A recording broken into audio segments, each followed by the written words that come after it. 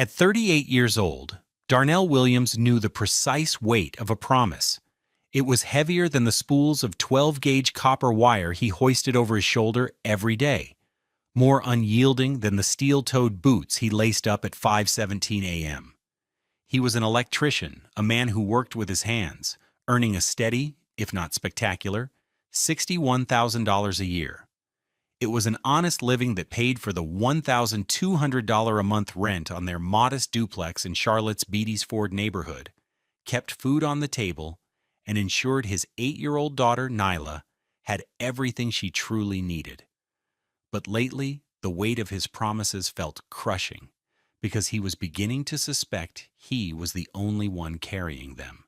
The silence from his wife Simone had grown into a presence of its own, a cold draft in their small home that no amount of insulation could fix. He felt a deep, gnawing dread that the life he had been building, wire by careful wire, was connected to a faulty circuit, ready to burn out at any moment. He just had no idea how right he was. We all know someone like Darnell, a good person working hard for their family, who deserves loyalty and love. But what happens when the person closest to them is living a lie? Stick with us on Love Beyond Pride to see how one man's quiet strength exposed a devastating betrayal and built a future he never imagined. The facade of their life was built on a foundation of seemingly shared sacrifices. Their duplex, nestled on a quiet street off Beatties Ford Road, was humble but clean. Darnell had spent a weekend repainting the living room a warm, buttery yellow, a $40 gallon of bare paint transforming the space. He'd fixed the leaky faucet under the kitchen sink himself, saving them a $200 plumber's fee. He was proud of these small acts of service. They were his love language, tangible proof of his commitment. He remembered a Saturday 2 years prior, standing in an Ashley home store, looking at a comfortable, gray sectional sofa. It was on sale for $899. Neela had jumped on the cushions, her beautiful dark coils bouncing, held back by 2 bright pink barrettes. "Can we get it, Daddy? It's so bouncy." Darnell had looked at Simone, a hopeful smile on his face. "What do you think, babe? We could finally get rid of that old floral thing." Simone, who was scrolling through her phone, glanced up, her expression unreadable. She was wearing a pair of jeans that cost $150 and a simple-looking white blouse he later found out was a $250 piece from Theory. "Darnell, really? An $899 sofa?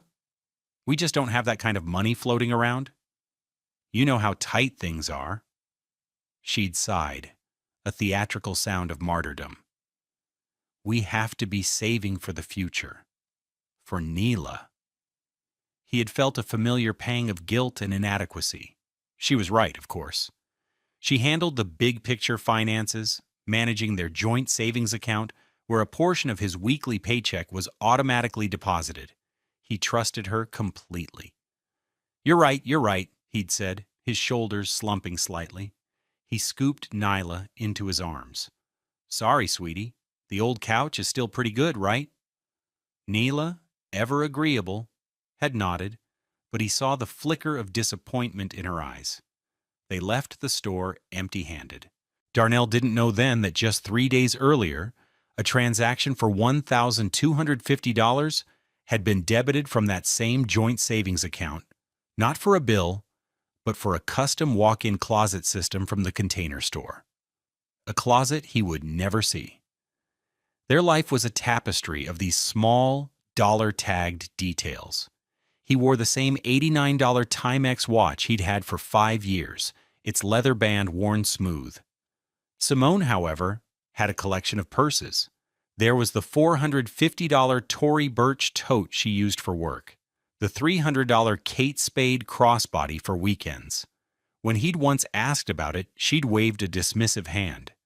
"It was a gift," she'd say, or "I got it at an outlet sale." He never questioned it. He wanted to believe her. He wanted to believe in the team he thought they were. He would get up in the dark, pack Nyla's lunch, a sandwich, a juice box, an apple, maybe a small bag of chips, all from their $180 weekly grocery run to Food Lion, and leave a cup of coffee on the counter for Simone. He'd work a 10-hour day, his body aching from climbing ladders and pulling cable, and come home to find Simone on her laptop at the small kitchen table. "Long day?" he'd ask. "You have no idea," she'd reply, her eyes never leaving the screen. She was a senior risk analyst at a major downtown bank, a job that came with a lot of stress, she said. He admired her intelligence, her ambition. She was the one with the corporate career, the one who navigated a world of glass towers and conference calls he couldn't imagine. He saw his role as providing the stable ground for her to launch from. Their two worlds were supposed to complement each other, his physical labor and her mental acuity, his $61,000 salary and her more substantial, though undisclosed income, all pouring into the same pot for the same family. It was a beautiful idea, and it was a complete and utter lie.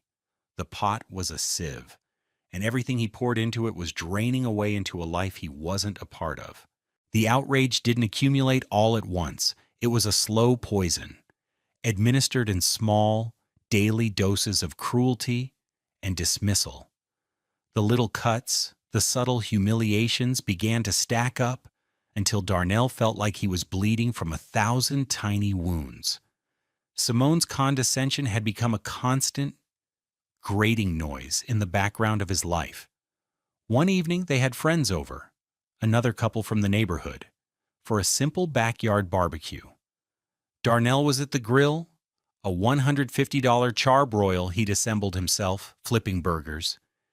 He was talking about a complex wiring job he'd just completed at a new construction site, his deep brown skin luminous in the golden hour light, his face animated with the pride of a craftsman. "It was a three-phase system, 480 volts, he explained, his hands gesturing to illustrate the layout. "The foreman was impressed we got it done a day ahead of schedule." From the patio table, Simone let out a short, sharp laugh. It wasn't a shared laugh. It was a correcting one. "Oh, Darnell," she said, loud enough for everyone to hear, "don't bore them with your work stories. It's just wires and switches." She turned to her friend, Lisa. "His job is so physical, I can't imagine. At the bank, we're dealing with billion-dollar portfolios. The stakes are just a little different." The air went still. Darnell's smile froze on his face. He felt the heat from the grill on his skin, but a cold shame washed over him. He looked down at his hands, calloused and clean, the hands that paid for the food on her plate, and felt them dismissed as crude and unimportant. He said nothing, just flipped a burger with a little too much force. The incident passed, but the sting of her words, just wires and switches, lingered for weeks. Then came the work trips. They started about 4 years ago, maybe once a quarter. A conference in Atlanta, a seminar in Raleigh. She would pack her $800 Rimowa carry-on suitcase, kiss him and Nyla goodbye, and be gone for 3 or 4 days. He never thought to question it. Her career was demanding. He would handle things at home, managing school drop-offs in his 10-year-old Toyota Camry, making sure Nyla's hair was neatly twisted and beaded each morning, a ritual he had learned from YouTube tutorials after his own mother, his mama, passed away. He was proud to be a capable father, but the trips became more frequent. Soon it was once a month. Then there were the late nights at the office and dinners with clients. He started noticing a change in her. She bought a new perfume, a scent he didn't recognize, something expensive and floral that clung to her clothes. It was Chanel No. 5, a $165 bottle of it. She started going to a different gym, a high-end fitness club in South Park called Equinox, with a membership fee of $220 a month. "They have better classes," she'd explained, "and it's good for networking." One Friday night, she was getting ready to go out with the girls from work. She was standing in front of the bedroom mirror in a stunning black dress, a $600 garment from a designer he'd never heard of. He came up behind her, wrapping his arms around her waist. "You look beautiful," he said softly, trying to feel a connection that was increasingly frayed. She stiffened. She didn't lean back into his embrace. She just patted his hand absently. "Thanks," she said, her eyes fixed on her own reflection. "Darnell, can you not? You'll wrinkle the fabric." She gently but firmly removed his hands. He stepped back, the rejection a physical blow. As she was grabbing her purse, her phone, a brand new $1,100 iPhone, lit up on the dresser.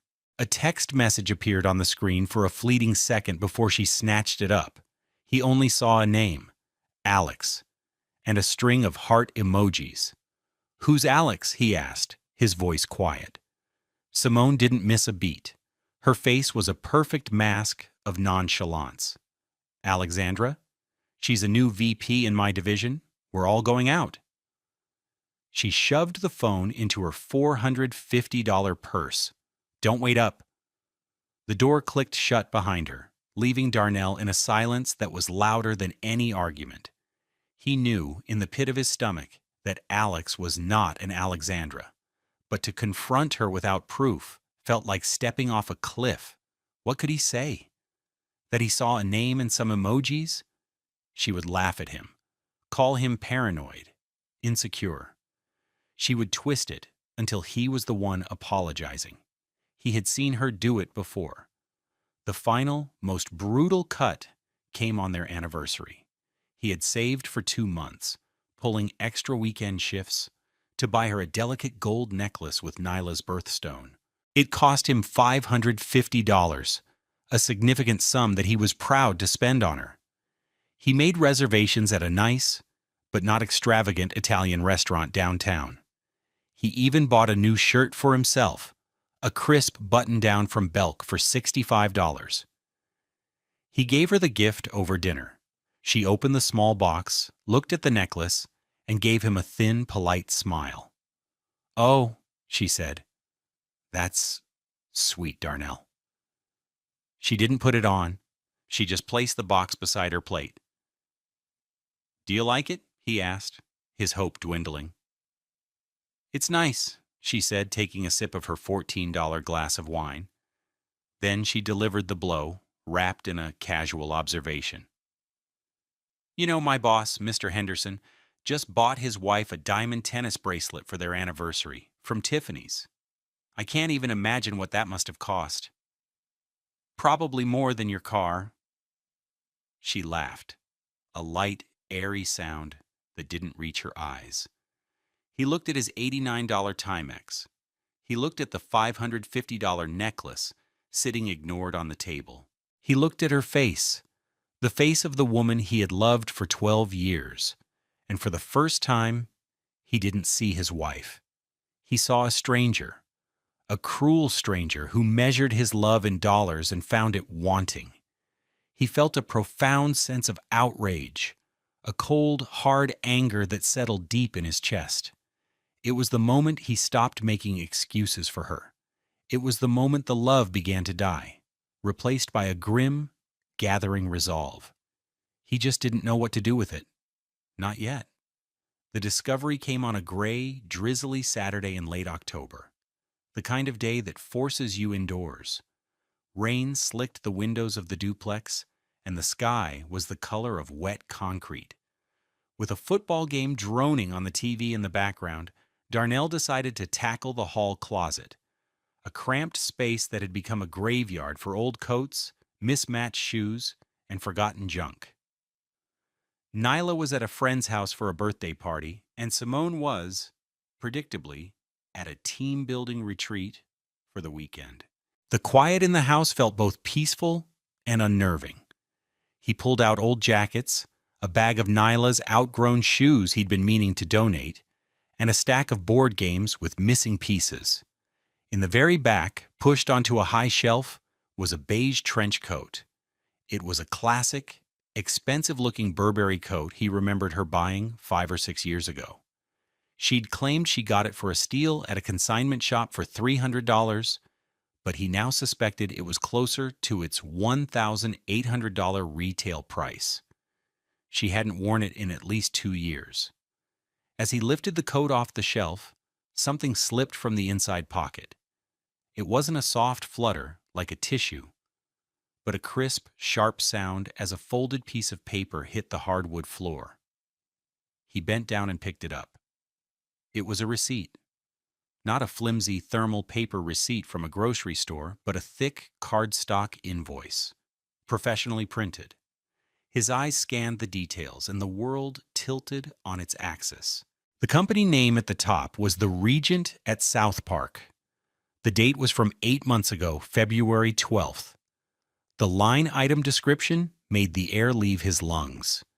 Condominium Unit 14G, security deposit. And next to it, the amount, $4,800, paid in full. The customer name was Simone Williams. His heart started hammering against his ribs, a frantic trapped bird. South Park. The neighborhood she was always finding excuses to go to. The neighborhood with the Equinox gym and the upscale boutiques. He stood there for a full minute, the receipt trembling in his hand. It made no sense. A security deposit? For what? Why would she pay a $4,800 deposit on a condo without even mentioning it? With shaking fingers, he pulled out his phone, a functional but aging Samsung Galaxy that cost him $200 2 years ago. He typed "The Regent at South Park" into the Google search bar. The results loaded instantly. The first link was to a glossy real estate website. He clicked it. He was met with images of a gleaming glass tower, a resort-style swimming pool, and a lobby that looked like a 5-star hotel. The marketing copy swam before his eyes. Charlotte's premier luxury living. Residences starting from the high 300s. He felt a wave of nausea. He scrolled through the gallery, his thumb moving numbly across the screen. He saw photos of sleek, modern kitchens with quartz countertops and stainless steel appliances. He saw minimalist living rooms with floor-to-ceiling windows offering panoramic views of the city. He saw bedrooms with private balconies. It was a world away from their little duplex, with its buttery yellow walls and mismatched furniture. He found the floor plans. Unit 14G, a 1-bedroom plus den, 980 square feet. Price, $389,000. Darnell sank down onto the floor of the hallway, the dusty coats piled around him. He leaned his head back against the wall, the cool drywall a stark contrast to the fire raging in his mind. $389,000. The number was astronomical, impossible. Where would that kind of money come from? They were a family that debated an $899 sofa. They were a family where he worked overtime to afford a $550 necklace. And then, a more sinister question bloomed in the darkness of his thoughts. This wasn't a plan for them. This was a plan for her. The deposit was in her name only. The condo was a 1-bedroom. This was an escape hatch, a fully furnished, beautifully appointed $389,000 escape hatch. He thought about the late nights, the work trips, the secret smiles at her phone, the man named Alex, the constant belittling of his life, his work, his worth. It wasn't just condescension, it was justification. She had been building a case against him in her own mind for years, painting him as small and unambitious to make her grand betrayal feel like a necessary, even deserved, evolution. 7 years. The invoice was dated 8 months ago, but the lie felt older, deeper. How long had she been planning this? How much money had she funneled away while telling him they were broke? The shared savings account she managed so diligently. It wasn't a family fund. It was her personal slush fund. Every dollar of his he'd trustingly deposited, Every sacrifice he'd made had gone to building her secret, separate life. The life where she wasn't the wife of just an electrician. The rain beat a steady rhythm against the windows.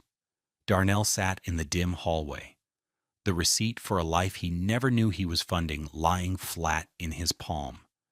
The shock was curdling into something else, something cold, hard, and terrifyingly clear. The outrage he'd felt over the necklace, the public humiliations, was nothing compared to this. This was a grand architectural betrayal, meticulously planned and executed over years. He didn't scream. He didn't punch a wall. He carefully folded the $4,800 receipt, stood up on steady legs, walked back to the closet, and placed it back inside the pocket of the Burberry trench coat. He pushed the coat back onto the high shelf, exactly where he had found it. He would not confront her. He would not give her the satisfaction of a screaming match or the opportunity to lie, to manipulate, to turn this back on him. No, he was an electrician. He understood circuits. He knew that to fix a problem this profound, you don't just flip a switch. You go to the breaker box, you study the schematics, and you cut the power at the source. The weeks that followed were a masterclass in strategic restraint. Darnell moved through his life with a chilling, unnatural calm, a man playing a part in a play where only he knew the final act. On the outside, he was the same Darnell. He got up at 5:17 a.m., he packed Nyla's lunch, he went to work. But on the inside, a silent, methodical investigation was underway. He was a ghost in his own home, watching, listening, gathering. The Sunday Simone returned from her team-building retreat. He greeted her with a placid smile. "Hey, babe, how was it?" he asked, taking her $800 suitcase from her hand. "Exhausting," she said, kicking off her $120 Rothy's flats. "Same old corporate nonsense. Trust falls and mission statements." She looked at him, a flicker of something, maybe suspicion at his good mood, in her eyes. "You seem cheerful." "Just a good, quiet weekend," he said, his voice even. "Got the closet cleaned out." He watched her face for any reaction. There was none. The Burberry coat and its damning secret were the furthest thing from her mind. That night at dinner, he served the spaghetti and meatballs he had made, Nyla chattering away about her birthday party. He looked at Simone over the rim of his water glass, studying the curve of her jaw, the way her eyes darted to her phone every few minutes. Every word out of her mouth now sounded like a lie. Every casual statement felt like a carefully constructed piece of her false narrative. He was living with a stranger, a brilliant actress, and his only goal was to keep her from realizing her audience was no longer fooled. A week later, he initiated the next phase. It was a Tuesday evening, while he was drying the dishes, and she was on her laptop. "Hey," he began, his tone deliberately casual. "I was looking at my pay stub today, thinking about taxes coming up. Maybe we should sit down this weekend and go over the savings statements together, just to get a clear picture for our accountant." Simone's fingers froze on her keyboard. She didn't look up, but he saw her shoulders tense. "There's no need for that, Darnell," she said, her voice a little too sharp. "I have it all under control. I use a software program. It's complicated. You wouldn't understand it? You wouldn't understand it." The familiar condescension. It used to sting. Now it was just evidence. "I'm sure I could follow along," he pressed gently, testing the boundary. "I wire 3-phase systems. I can handle a bank statement." She finally looked at him, her eyes cold. "I said I have it handled. Don't you trust me?" It was the perfect trap, the question designed to make him the villain. The old Darnell would have backed down, apologized for questioning her. The new Darnell met her gaze and smiled a quiet, empty smile. "Of course I do," he said. "Just a thought." He turned back to the dishes, his heart beating a steady, cold rhythm. He had his answer. The panic in her eyes was all the confirmation he needed. The following Saturday, he told her he was taking Nyla to see her Auntie Clara, his sister, who lived an hour away in Gastonia. It wasn't a lie, but he dropped Nyla off for a day of baking cookies and playing with her cousins. And then he drove back to Charlotte. He parked his 2012 Camry down the street from their duplex and waited. At 11:15 a.m., Simone's white BMW 3 Series, a $43,000 car he now realized was likely paid for with their joint money, pulled out of the driveway. She wasn't dressed for running errands. She was wearing a stylish athleisure outfit, her hair pulled back perfectly. He followed her, staying a safe 4 cars behind. She didn't drive towards her office downtown. She didn't drive towards a mall. She took the route he knew by heart from his Google search, towards South Park. He didn't follow her all the way to the Regent. He didn't need to see her walk through the shimmering glass doors. He just needed to see her turn onto the final access road. He watched her car signal, then disappear from view. He pulled his own car over into a CVS parking lot and sat there for a long time, the engine off. He didn't feel anger or sadness anymore. He felt a profound, hollow emptiness. This was real. It was all real. The most devastating moment of his silent investigation, however, came not from his own detective work, but from the innocent hand of his daughter. A few nights later, Nyla came padding into the living room in her pajamas, her face serious. Her natural hair was in 4 puffy sections, soft and full. She was holding a piece of construction paper. "Daddy, I made a picture for you," she said, her voice a proud whisper. He smiled, a genuine smile for the first time in weeks. "Let me see it, sweet pea." She unfolded the paper. On it, drawn in crayon, were 2 houses. One was small and brown with a red door, a clear depiction of their duplex. A stick figure with wild, curly hair, Nyla, stood outside with a figure labeled Daddy.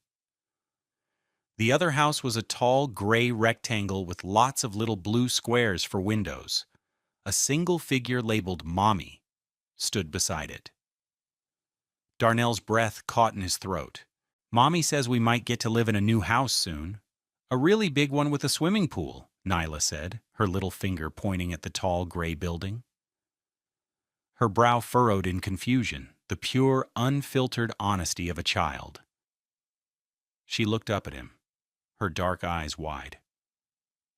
"Daddy," she asked, in a long, breathless rush, "which one is our house going to be?" He stared at the drawing, the 2 houses, the divided family. Simone had been preparing their daughter for the split, planting the seeds of a new, better life with Mommy in the shiny tower. The cruelty of it, the calculated campaign to win their child's allegiance, was breathtaking. He felt a surge of protective fury so intense it almost made him dizzy. He pulled Nyla onto his lap, hugging her tight, burying his face in her sweet-smelling hair. He took a deep, steadying breath. "This one, baby girl," he said, his voice thick but firm. He tapped the drawing of their little brown duplex. "This is our home. It always will be." He held her for a long time, rocking her gently. Later that night, after she was asleep, he took the drawing. He smoothed out the creases and placed it carefully on top of a growing pile of notes in a folder hidden at the bottom of his toolbox. It would be the first page in the binder. Exhibit A. A child's drawing that told the entire, heartbreaking story. The first step from victim to strategist cost him $2,500. It was money he didn't really have, pulled from a small personal savings account he'd built from a few weekend side jobs, cash he'd kept separate from their joint finances. It was his just-in-case fund. And this he knew was the ultimate just-in-case. He found her online. Alicia Hayes, Esquire. A highly rated divorce and family law attorney with an office in a modest but professional building in University City. She was a black woman, and her photo exuded a no-nonsense competence that Darnell was drawn to. He sat across from her in a conference room that smelled of coffee and paper. The chair, a simple but sturdy $300 office chair, felt solid beneath him. Ms. Hayes listened without interruption as he laid out the story, his voice low and even. He told her about the changes in Simone, the financial secrecy, the condescension. Then he slid the folder across the polished table. He didn't show her the original receipt. He had made a high-quality color copy, and on top of it, he placed Nyla's drawing. Ms. Hayes studied the drawing for a long moment, her expression unreadable. Then she looked at the copy of the $4,800 deposit receipt. She picked it up, examining it closely. "The Regent at South Park," she murmured. She looked back at Darnell, her eyes sharp and intelligent. "Mr. Williams," she said, her voice crisp, "you have been playing the part of a fool very, very well. And that is exactly what we needed." She leaned forward. "Your wife's behavior, if what you suspect is true, constitutes marital waste and dissipation of assets. In North Carolina, that's a very big deal. But suspicion isn't enough. We need proof. Undeniable, documented proof of where every single dollar went." She steepled her fingers. "I work with an excellent forensic accountant. His name is Ben Chen. He's the best. But he is not cheap. His retainer is $5,000. Darnell's stomach clenched. $5,000. That was almost a month of his take-home pay. He saw the hesitation on his face. "Mr. Williams," Ms. Hayes said, her voice softening slightly, but losing none of its steel. "Justice has a price tag. You can confront her now, have a terrible fight, and maybe she admits to some of it, lies about the rest, and hides the assets before we can ever trace them. Or you can find the money. Let us build an ironclad case in silence, and you can enter the negotiation not as a victim, but as the man holding all the cards. The choice is yours." He knew she was right.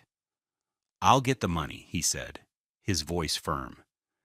Getting that $5,000 was one of the hardest things he'd ever had to do. The remaining $2,500 from his side job fund wasn't enough. There was only one other source. His father, before he passed, had left him his old truck, a 1998 Ford Ranger. It wasn't worth much, maybe $5,000 on a good day, but it was packed with sentimental value. It was the truck his dad had taught him to drive in. It was the truck he'd used for his first side jobs as a teenager. Selling it felt like selling a piece of his own history, but Ms. Hayes's words echoed in his mind. Justice has a price tag. He put an ad on Craigslist. A young landscaper bought it 3 days later for $4,500 cash. Darnell watched him drive it away, a lump forming in his throat. He took the cash, added it to the money from his fund, and got a cashier's check for Ben Chen. The meeting with the forensic accountant took place a week later in a sterile office park near the airport. Ben Chen was a quiet, meticulous man in his 50s. He didn't offer sympathy. He offered a process. "With a subpoena, we can access the records for the joint account you shared," Chen explained, pointing to a flowchart on his computer screen. "We will trace every transfer out. We'll look for patterns. Regular transfers of the same amount. Transfers to unknown accounts. We follow the money. It always leaves a trail." For the next 6 weeks, Darnell continued his performance at home, while Chen's work unfolded in the background. Every few days, an email would arrive from Chen with a brief, encrypted update. Update 1. Located secondary checking account. Opened 7 years ago at a different bank. Sole signatory, Simone Williams. Initial funding, $500 transfer from joint account. Update 2. Identified pattern of biweekly transfers from joint account to secondary account, beginning 7 years ago. Initial amount, $250. Increased to $500 3 years ago. Total identified to date, $96,000. Update 3 traced funds from secondary account to a high-yield savings account and a brokerage account, also in her name only. Total assets in these accounts, $132,000.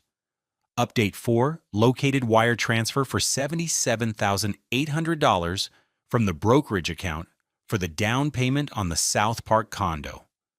Title is in her name alone.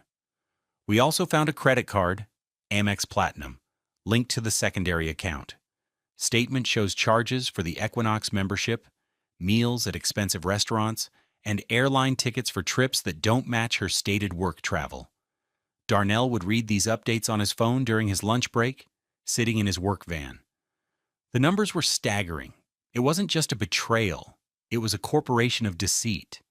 She had built an entire financial infrastructure to support her other life.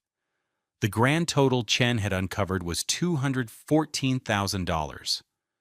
$214,000? Siphoned away while she told him they couldn't afford an $899 sofa. Ms. Hayes instructed him to wait. "She thinks she's in control," she said over the phone. "Let her think that. In fact, let her make the first move." As if on cue, a week later, Darnell was served with divorce papers. He came home from work to find them taped to his front door. He sat at the kitchen table and read the petition. Simone was filing, citing irreconcilable differences. She was demanding the sale of the duplex, 50-50 custody of Nyla, and alimony, claiming her standard of living would be impacted. It was the final, audacious piece of her plan. She was going to leave him, take half of what little he thought they had, and demand he pay for her lifestyle, all while she had a secret, six-figure nest egg and a luxury condo waiting for her. The sheer arrogance of it was stunning. He called Miss Hayes. "She filed," he said, his voice devoid of emotion. "Good," the lawyer replied, a hint of satisfaction in her voice. "She just handed us the gun and loaded it for us. Now we have a case number and a judge assigned. She's chosen the battlefield. Mr. Chen is finalizing his report. We're ready. It's time to prepare the binders." The strike was planned with the precision of a military operation. Ms. Hayes called it the Day of Reckoning. The date was set for a Tuesday morning, November 19th. The time, 10 a.m. sharp. Darnell had taken the day off work, telling Simone he had a mandatory safety training seminar across town. The lie came easily now. He dropped Nyla off at school, her laughter echoing in the car, the sound a painful reminder of what he was fighting for. Then he drove home and waited. The evidence had been compiled into two identical 3-inch thick binders. Each one was a monument to Simone's deceit. The first section contained Ben Chen's full forensic accounting report, 80 pages of spreadsheets, flowcharts, and bank statements that traced the $214,000 from their joint account to her secret empire. The second section contained supporting documents, a copy of the deed to the $389,000 South Park condo, her solo mortgage application where she'd fraudulently claimed to be single, and the last 12 months of her secret American Express Platinum card statements detailing a life of lavish spending. The final section contained just one page, protected in a plastic sleeve, Nyla's crayon drawing of the two houses. Underneath it, Ms. Hayes had added a simple, devastating caption, Exhibit A, a child's understanding of a divided home. At 9:45 a.m., Darnell sat at his kitchen table, his phone in front of him. He felt strangely calm, the way he felt before tackling a particularly dangerous high-voltage job. All the preparation was done. All that was left was the execution. At precisely 10 a.m., two things happened simultaneously across the city of Charlotte. The first occurred in a sleek, glass-walled law office in the heart of Uptown. A professional process server, a tall man in a nondescript suit, walked into the reception area of the prestigious firm representing Simone. He approached the receptionist, a young woman sitting behind a $10,000 marble desk. "Delivery for attorney David Roth regarding the Williams case," the server said, placing one of the heavy binders on the counter with a solid thud. It's for his immediate attention. The second event took place 6 blocks away, at the corporate headquarters of the bank where Simone worked as a senior risk analyst. A second process server, a middle-aged woman with a determined look, entered the towering lobby. She bypassed the main reception and took the elevator to the 45th floor, to the executive wing. She walked into the office of the bank's chief ethics and compliance officer. She handed the second binder to a startled executive assistant. "This is evidence for the board's review regarding a senior employee, Simone Williams," she stated clearly. "It details significant financial misconduct and potential reputational risk to the bank." Darnell pictured the scenes in his mind, the quiet implosion, the ripple effect. He didn't have to wait long. At 10:07 a.m., his phone buzzed. It was a text from Simone. "My lawyer just called. He received some package from you. What is this? What did you do?" Darnell read the message and set the phone down. He did not reply. At 10:22 a.m., it buzzed again. Another text. "Darnell, call me, now." "What is in this binder? My lawyer is freaking out. He's talking about fraud. This is insane. You're trying to ruin me." Silence. He took a sip of his cold coffee. At 11:03 a.m., the phone rang. It was her. He let it go to voicemail. A message alert popped up a minute later. He listened to it on speaker, his face a stony mask. Her voice was sharp, laced with fury and disbelief. "How dare you, Darnell? Going to my job? My job? Do you have any idea what you've just done? You are a pathetic, vindictive fool. You think you can scare me with some homemade binder of lies? You just made the biggest mistake of your life." He saved the message. The house was silent for over an hour. Darnell just sat, waiting. He knew the gears of corporate justice and legal panic were grinding, slowly at first, then with increasing speed. At 12:34 p.m., another voicemail. He played it. Her voice had changed. The anger was gone, replaced by a high, thin wire of panic. "Darnell, please call me. My boss just called me into a meeting with HR and someone from legal. They have the binder. They're talking about suspension, an internal investigation. Please, we can fix this. I can explain everything. I'll give the money back. Just call them off, please." He saved the message. He felt nothing. This wasn't about the money anymore. It was about the truth. At 2:15 p.m., the final call came. He let it go to voicemail again. He waited a few minutes before playing it. This time, her voice was broken. She was sobbing, the sounds thick and ragged. "They walked me out," she choked out between gasps. They took my badge and my laptop. My security pass is deactivated. An escort walked me to the door in front of everyone. My career? Darnell, it's over. Everything, it's all gone. I'm sorry, okay? I'm so sorry. What about Nyla? What have you done to us? What have you done to us? The question hung in the air. He listened to her cry for another 30 seconds before the message ended. He calmly deleted all 3 voicemails and the text messages. They had served their purpose. They were the frantic, dying signals from a world he had just unplugged. He stood up from the kitchen table, stretched, and went into the garage to sort some electrical components. The job was done. The power was cut. The consequences cascaded with brutal, systematic efficiency. Simone's life, so carefully constructed on a foundation of lies and stolen money, did not just crack. It disintegrated. Each downfall was a direct and measurable result of the evidence presented in the binders. First, her career evaporated. The bank, a massive institution pathologically averse to reputational risk, acted swiftly.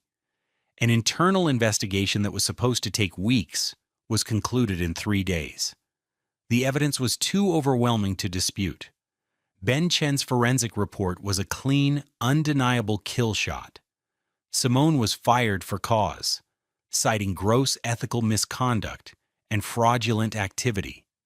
With the termination, she lost her $135,000 annual salary. More devastatingly, she forfeited a portfolio of unvested stock options and performance bonuses that were valued at just over $80,000.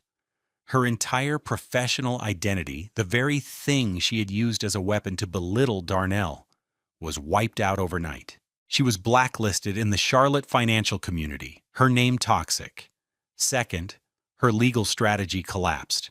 Her high-priced divorce attorney, David Roth, dropped her as a client within 24 hours of receiving the binder.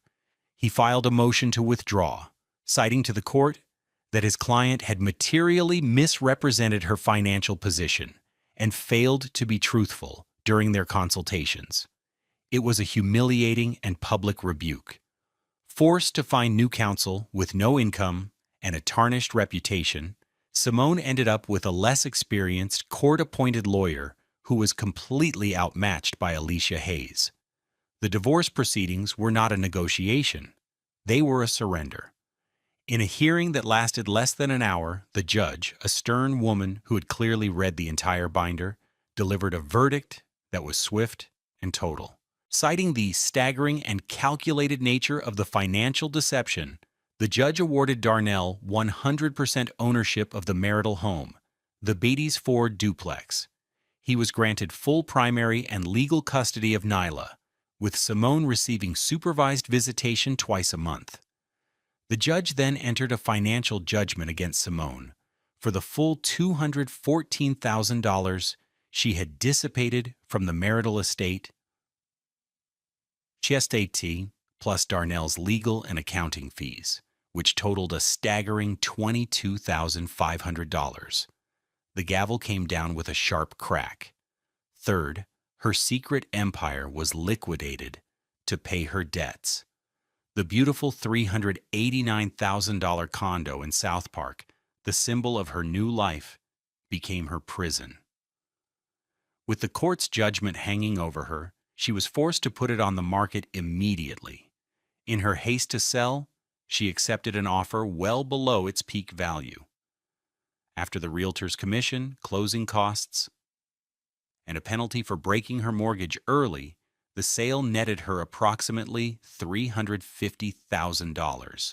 From that, she had to write a cashier's check to Darnell's lawyer for $236,500. The transfer was made electronically. Darnell watched the funds appear in his account, not with glee, but with a quiet, somber sense of finality. After paying her debt to Darnell, Simone was left with a little over $113,000. It was a substantial amount of money to most people, but for her, it was the wreckage of a 7-year scheme that had cost her everything. Her social life vanished. The friends from her Equinox gym and the South Park wine bars, the ones who knew her as a successful, sophisticated single woman, disappeared the moment her story became a whisper in those circles. Her family, ashamed and bewildered by the scale of her deceit, offered little support. She ended up renting a small, one-bedroom apartment for $950 a month in a sprawling, anonymous complex off Independence Boulevard, miles away from the glamour of South Park. Her white BMW was repossessed because she could no longer afford the $650 monthly payment. She was forced to buy a 15-year-old Honda Civic with 150,000 miles for $3,500 in cash. The woman who mocked Darnell's Timex and dreamed of Tiffany's bracelets was now rebuilding her life from scratch, completely and utterly alone, a consequence not of his revenge, but of her own choices finally coming due. 2 years passed. The silence left by Simone's departure was gradually replaced by new sounds. Nyla's laughter echoing off the buttery yellow walls, the buzz of a saw from Darnell's new workshop in the garage, and the easy rhythm of a life rebuilt on a foundation of truth. The duplex in Beatty's Ford was no longer a place of tension and secrets. It was a sanctuary. Nyla, now 10, was thriving. Her deep brown skin was radiant, and her coils, which Darnell had become an expert at styling, were often adorned with the colorful beads she loved, clicking softly when she ran to hug him. Her drawings, taped all over the $1,400 stainless steel refrigerator Darnell had finally bought, were all of one house, their house. Happy figures with big smiles stood in the yard. Darnell had taken the $236,500 he'd recovered and made a decision. He could have invested it, bought a bigger house, or taken a long vacation. Instead, he did something else.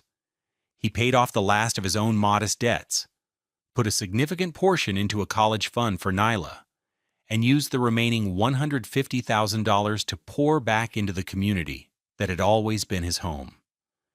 He founded a non-profit organization called the Beatty's Ford Electrical Apprenticeship.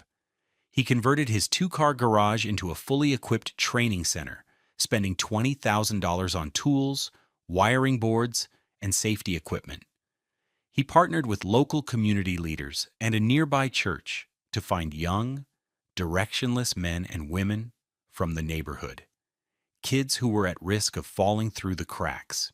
He didn't just teach them to be electricians. He taught them about integrity, reliability, and the quiet dignity of a skilled trade. He paid them a small stipend while they learned, using his own master electrician license to get them work on real job sites. His first apprentice, a young man named Jamal, who had been stocking shelves at a grocery store, was now a second-year apprentice making $22 an hour, with a bright future ahead of him. Darnell had turned the pain of his betrayal into a ladder for others. He was building something real, something that would last. One sunny afternoon, he received a text from an unknown number. "Darnell, it's Simone. Can we please talk? Just for a few minutes. I'll meet you anywhere." He hesitated for a long time before replying. "Okay, Freedom Park, tomorrow at 3. She was already there when he arrived, sitting on a bench near the lake.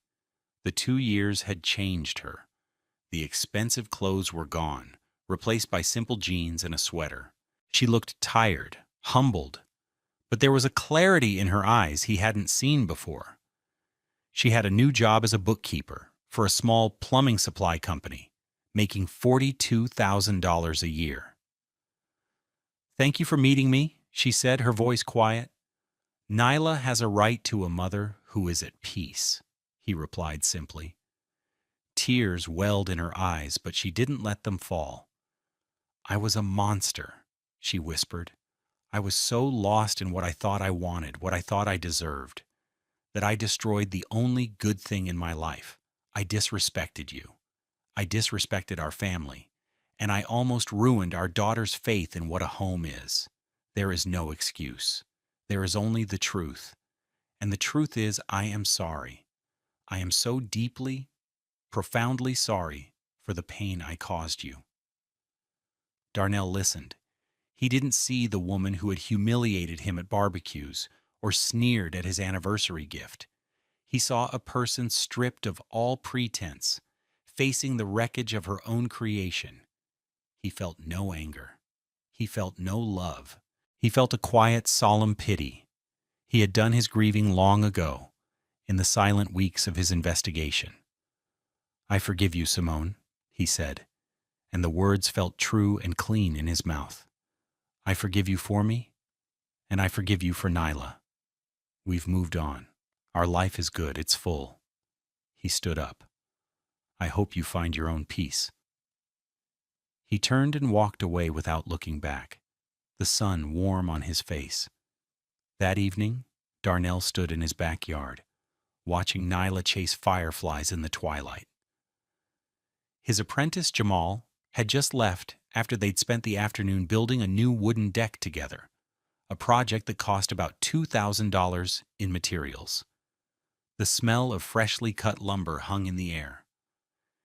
He thought about Simone's $389,000 condo with its panoramic views and sterile silence. He looked at his own small, paid-for home, at the love of his child, at the community he was helping to build, one young person at a time. He realizes now that true wealth is not measured in dollars or square footage. It isn't found in glass towers or designer labels. True wealth is the solid feel of the ground beneath your feet, the trust of a child's hand in yours, and the deep, unshakable pride that comes from building a life of purpose and integrity. It's the quiet satisfaction of knowing you are exactly where you are supposed to be, surrounded by a love that you have earned and nurtured, a love beyond pride. What Darnell built from the ashes of his marriage is a testament to his character. Have you ever seen someone turn a painful ending into a powerful new beginning? Share your thoughts in the comments below. And don't forget to subscribe to Love Beyond Pride for more stories of resilience and hope.